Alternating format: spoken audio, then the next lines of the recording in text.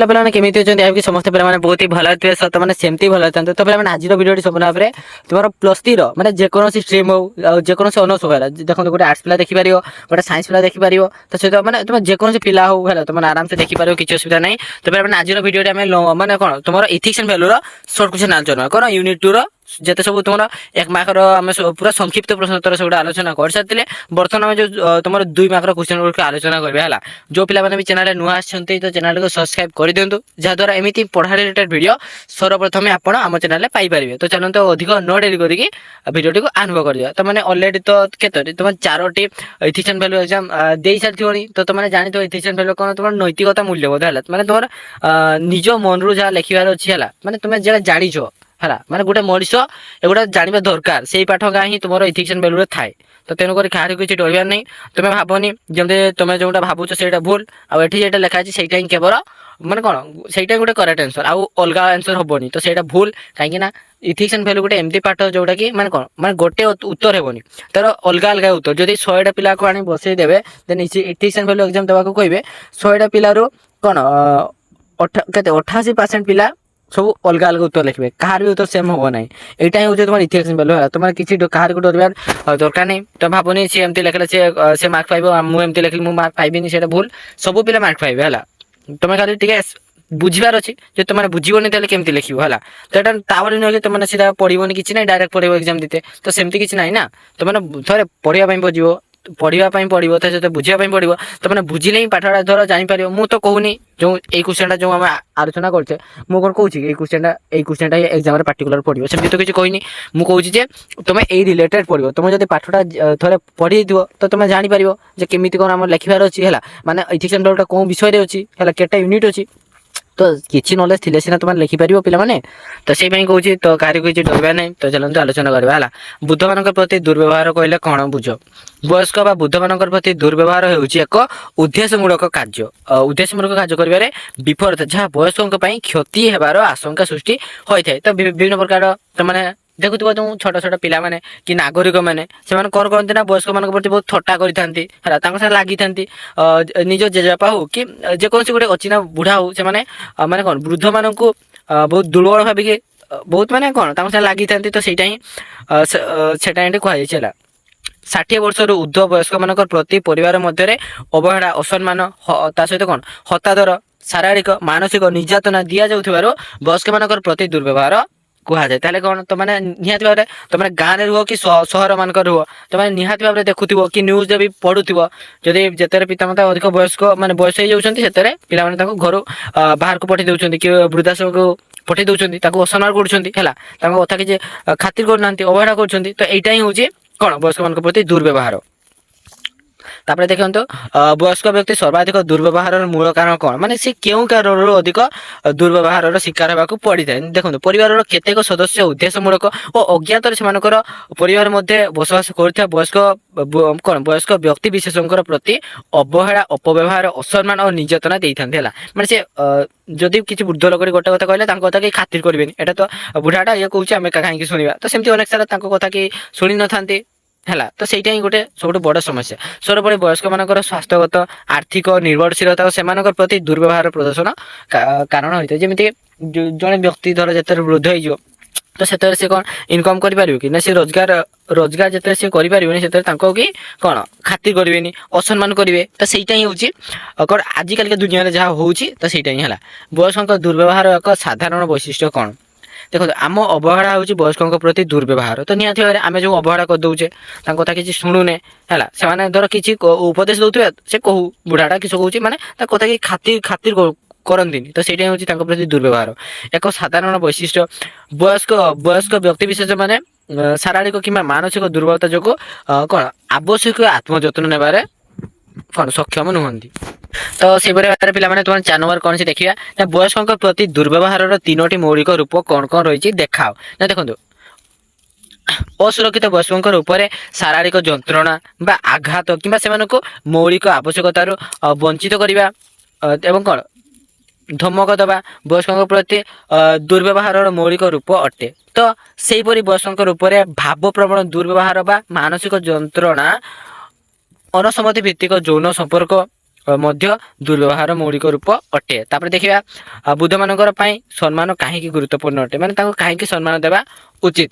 ଦେଖନ୍ତୁ ବୁଦ୍ଧମାନଙ୍କର ସ୍ୱାଧୀନତା ବଜାୟ ରଖିବା ନିମନ୍ତେ ସମ୍ମାନ ଗୁରୁତ୍ୱପୂର୍ଣ୍ଣ ମନେ ହୋଇଥାଏ। ତ ଦେଖନ୍ତୁ ଜଣେ ବୃଦ୍ଧ ମଣିଷଟି ସେ ଦିନସାରା ଘରେ ବସିଥାଏ, ମାନେ କ'ଣ ସିଏ କିଛି କାମ କରିପାରେ ନାହିଁ, ତା ବୋଲି ନୁହେଁ କି ଆମେ ତାକୁ ଅଣଦେଖା କରିବା, ତାର କଥା କିଛି ଶୁଣିବାନି, ସମ୍ମାନ ଦେବାନି, ତ ସେଇଟା ଭୁଲ ହେଲା। ତାଙ୍କ ସାଙ୍ଗେ କଥାବାର୍ତ୍ତା ହବ, ମାନେ ତାଙ୍କୁ ହଲଚଲ ପଚାରିବ, କେମିତି ଅଛ କେମିତି ନାହିଁ, କ'ଣ ଦରକାର, ମାନେ ତାଙ୍କ ସାଙ୍ଗେ ଟିକେ ଗପସପ କରିବ, ତାହେଲେ ହିଁ ସେମାନେ ଖୁସି ହୁଅନ୍ତି। କାହିଁକିନା ତାଙ୍କର ଯେଉଁ ସେ ନିଜକୁ ବହୁତ ଅସହାୟ ମନେ କରନ୍ତି, ଯେହେତୁ ସେ କିଛି କରିପାରନ୍ତି ନାହିଁ।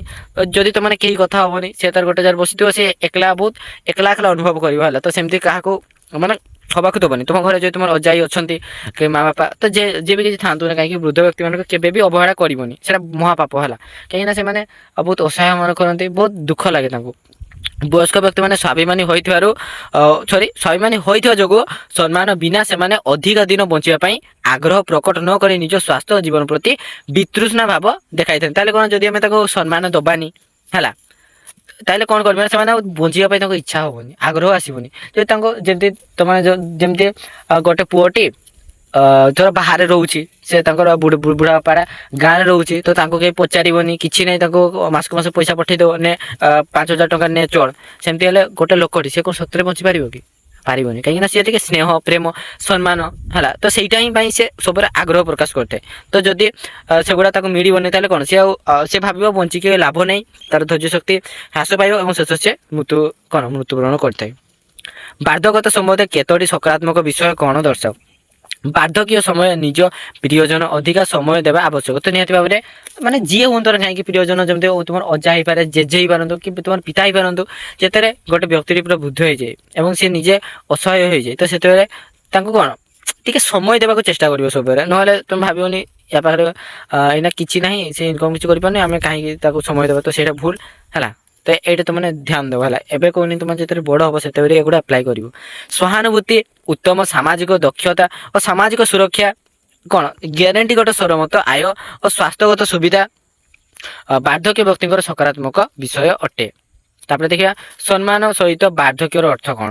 ସମ୍ମାନର ସହିତ ବାର୍ଦ୍ଧକ୍ୟର ଉଦ୍ଦେଶ୍ୟ ହେଉଛି ଯେ ଆମ ମଧ୍ୟରେ ସବୁଠାରୁ ଅସୁରକ୍ଷିତ ବ୍ୟକ୍ତିଙ୍କର ଦ୍ୱାରା ଦିଆଯାଇଥିବା ମାନସିକ ସମ୍ମାନକୁ ସମ୍ମାନ ଦେବା। ତା ସହିତ ସମ୍ମାନ ସହିତ ବାର୍ଦ୍ଧକ୍ୟର ପ୍ରାଥମିକ ଧ୍ୟାନ ହେଉଛି ଏକ ଗୁରୁତର ରୋଗ ପୂର୍ବରୁ ଲୋକଙ୍କୁ ଚିକିତ୍ସା ନିଷ୍ପତ୍ତି ନେବାକୁ ଉତ୍ସାହିତ କରି ଶେଷ ଜୀବନର ଯତ୍ନରେ ଉନ୍ନତି ଆଣିବା ଉଚିତ। ଯଦି ଜଣେ ରୋଗରେ ପଡ଼ିଲା ବୃଦ୍ଧ ବ୍ୟକ୍ତି, ତ ଆମେ ତାକୁ ଚିକିତ୍ସା କରିବା ଉଚିତ। ତାର ଦେହଟେ ଯେମିତି ମାନେ ଯେପର୍ଯ୍ୟନ୍ତ ଭଲ ନ ହେଇଛି, ବୁଝିଲ ନା। ଆଉ ଯଦି ତୁ ତାକୁ ଧ୍ୟାନ ଦେବନି, ସେ ରୋଗରେ ସେମିତି ମରିଯିବ ଛଟପଟେଇକି, ତାକୁ ଯତ୍ନ ନେବାନି।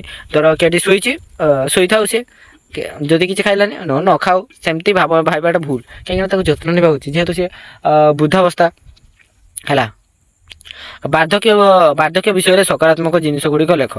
ନିଜକୁ ଓ ଅନ୍ୟ ବୃଦ୍ଧମାନଙ୍କୁ ଗ୍ରହଣ କରିବାର ବୃହତ୍ ଭାବନା, ସଂଯୋଗ ପାଇଁ ଇଚ୍ଛା ଏବଂ ଏହାକୁ ସୃଷ୍ଟି କରିବାର ମାଧ୍ୟମ ହେଉଛି ବାର୍ଦ୍ଧକ୍ୟର ସକାରାତ୍ମକ ଦିଗ।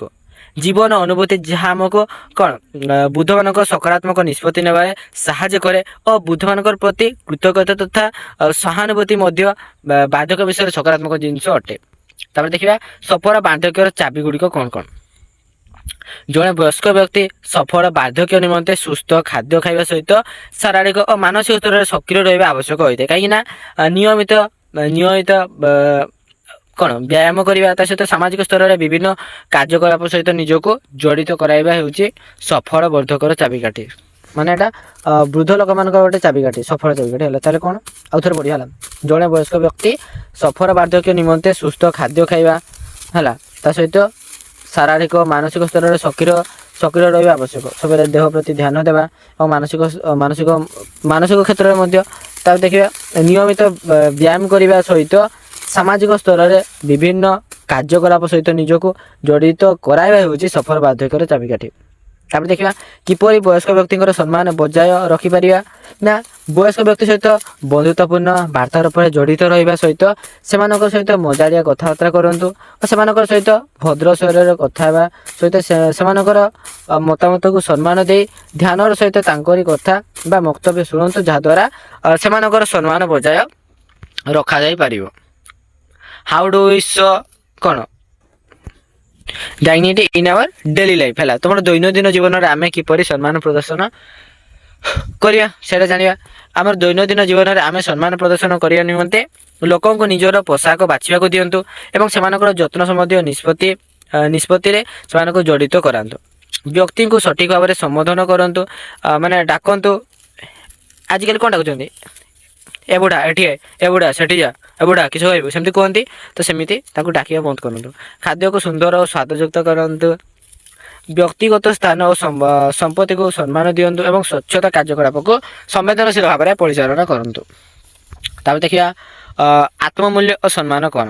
ଆମେ ନିଜକୁ କେତେ ମୂଲ୍ୟ ଦେଉଛୁ ତାହାର ଏକ ମାପ ହେଉଛି ଆତ୍ମମୂଲ୍ୟ। ଏହା ଏକ ସମ୍ମାନର ରୂପ ଯାହା ଆମକୁ ବୁଝିବା ଆବଶ୍ୟକ କରେ ଏବଂ ଏହା ଆମକୁ ସ୍ୱତନ୍ତ୍ର କରିଥାଏ ଯେ ଆମେ କ'ଣ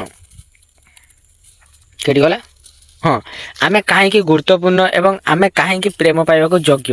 ସକ୍ରିୟ ଭାବରେ ସନ୍ଧାନ କରି ଆମେ ଆମର ଆତ୍ମମୂଲ୍ୟ ଆବିଷ୍କାର କରିପାରିବା ଯାହା ଆମକୁ ଗୁରୁତ୍ୱପୂର୍ଣ୍ଣ ମନେ କରେ ଏବଂ ଯେତେବେଳେ ସମସ୍ତ ବାହ୍ୟ ପ୍ରଭାବ ଅଦୃଶ୍ୟ ହୁଏ ସେତେବେଳେ ଆମେ ଖୁସି ହେଇଥାଉ। ତାପରେ ଦେଖିବା what is the most important things about କ'ଣ ଡାଇଗ୍ନିଟି। ତାହେଲେ କ'ଣ ଆମର ସମ୍ମାନର ସବୁଠାରୁ ଗୁରୁତ୍ୱପୂର୍ଣ୍ଣ ବିଷୟ କ'ଣ ଅଟେ?